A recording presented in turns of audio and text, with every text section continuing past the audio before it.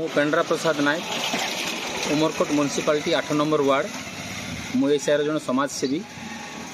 आउ ए परिमल व्यवस्था पर जो आप प्रश्न कर ड्रेन सफा तो हबार बहुत दूर कथा कचरा भर्ती रोची आउ ड्रेन रो कचरा उठाइले 10-15 दिन रोड रे पड़ी रोची वर्तमान आम रोड रे कचरा पड़ी अच्छी एवं आम साइरे ये जो रोग डेंगू मलेरिया प्राय व्यापी रही आम साइरु 500 मीटर दूर रे म्युनिसिपालिटी रो से कचरा गोदामटा आउ आम साइर लैट्रिन रो व्यवस्था नहीं कि सर्वसाधारण लैट्रिन सब वार्ड रे अच्छी आम वार्ड सेटा नहीं तेणु समस्ते से कचरा गोदाम साइड रे जाइए मल त्याग करने जाती और से मशा मासी चोबई शिकार होगी आसिकी रोग रे पड़ते ये प्रत्येक सप्ताह कम से कम थे आसिकी जदि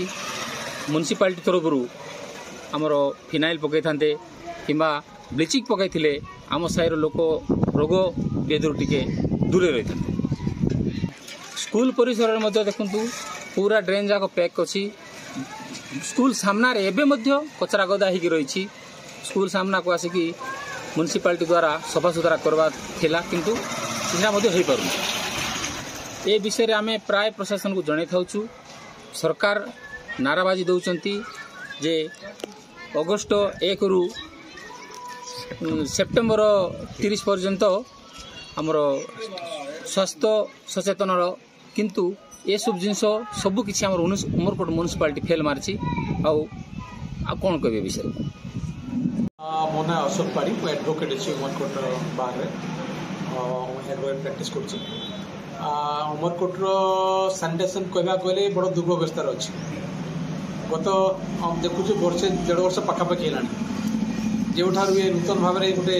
एजेन्सी नहीं आप सफा कम कर भुवनेश्वर कौन एजेन्सी कौन कम करना ना एठारे मैला सफा हो ना ड्रेन सफा हो ना कौन नाल नर्दमा मैला उठा हो ना परिमाण कौन कम करने सरकार किंतु ता सत्वे बड़ा दुर्भाग्य विषय म्युनिसिपालिटी मासू तर लक्ष लक्ष टंका ये सानिटेसन बाबद को से टेंडर वाला को दूसरी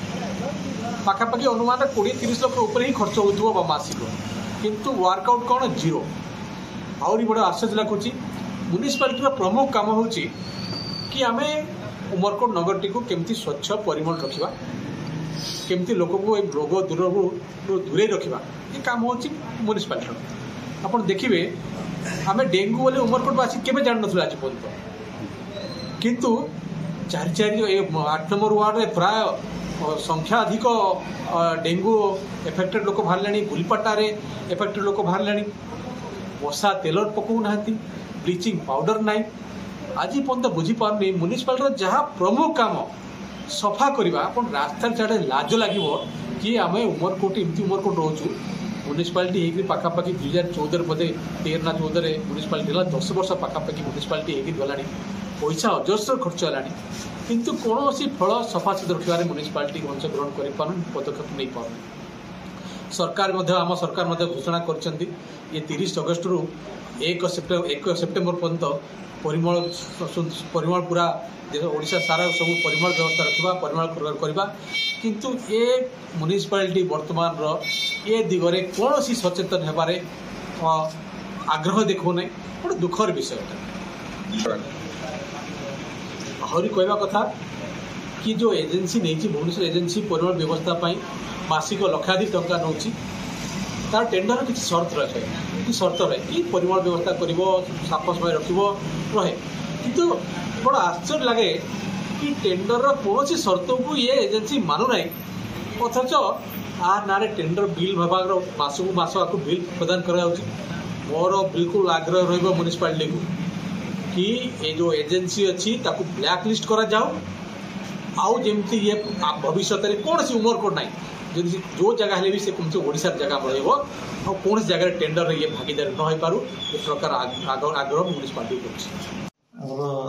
ये परिमल व्यवस्था आज गोटे वर्ष तले गोटे एजेन्सी की दि जाए 14टा जाक वार्ड खबर कर तार सब कम करने दिखाई तार सुपरविजन भी जामर 2 जन सानिटेसन एक्सपर्ट भी अच्छा जड़े सानिटेसन सुपरभाइजर भी अच्छा सी तार तदारख कर ଯେତେବେଳେ କୋଉଟା କୋଉଠି କ'ଣ ଯଦି ଅସୁବିଧା ମୋ ନଜରକୁ ଆସିଲା ମୁଁ ଇମିଡ଼ିଏଟଲି ଯାଇ ତାକୁ ମିଟ୍ କରୁଛି, ଯେଉଁ ପାଇଁ ଚେଷ୍ଟା କରୁଛି। କିନ୍ତୁ ସେ ଭିତରେ ଗୋଟେ ମେନ୍ ପ୍ରୋବ୍ଲେମ୍ ରହୁଛି କ'ଣ, ଆମର ଯେଉଁଟା ମେନ୍ ରୋଡ଼ର 2 ସାଇଡ୍ ଡ୍ରେନ୍ ଅଛି, ସେ ଡ୍ରେନ୍ଟା ହେଉଛି PWDର, କିନ୍ତୁ PWD ଏପର୍ଯ୍ୟନ୍ତ ଡ୍ରେନ୍ରେ କଭର୍ କେଉଁଠି ବି କରିପାରି ନାହିଁ। ଯଦି କିଛି କିଛି ଜାଗାରେ କରିଛି 70% ଜାଗାରେ ହେଇପାରିନି। ଦ୍ୱାରା କ'ଣ ହେଉଛି ନା ମେନ୍ ଡ୍ରେନ୍ଟା ଯେତେବେଳେ ଜାମ୍ ହେଉଛି, ସାଇଡ୍ ଡ୍ରେନ୍ ଗୁଡ଼ାକରୁ ପାଣି ଯେତେବେଳେ ସାହି ଗୁଡ଼ାକରୁ ଆସୁଛି ମେନ୍ ଡ୍ରେନ୍କୁ, ସେତେଟା ସ୍ପିଡ୍ ଆସୁନି, ଆଉ ଏପଟେ ବନ୍ଦ ହେଇଯିବା ଦ୍ୱାରା ସେପଟଟା କୋଉଠି ଟିକେ ଜାମ୍ ହେଇକିରି ତାର ପ୍ରୋବ୍ଲେମ୍ କ୍ରିଏଟ୍ କରୁଛି।